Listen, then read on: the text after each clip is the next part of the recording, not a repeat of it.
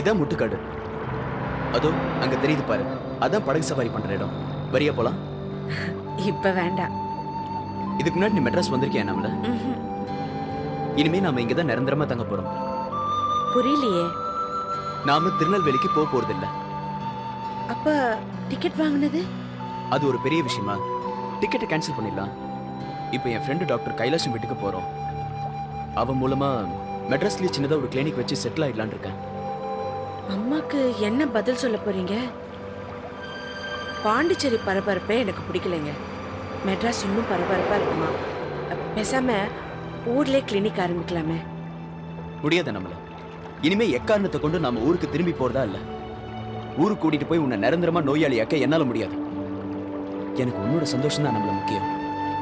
மற்றபடி யாரை பத்தி எனக்கு கவலை இல்லை.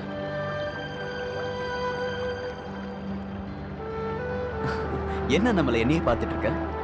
இப்பதான் பழைய உலகநாதனை பாக்குறேன். நான் எப்பவுமே பழைய உலகநாதன் மாறவே இல்லை. நான் உன் மேல வச்சிருக்கிற அன்பும் மாறாது.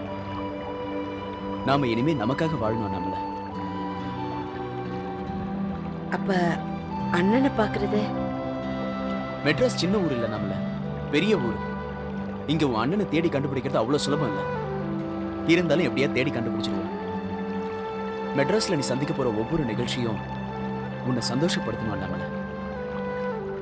வா போலாம்.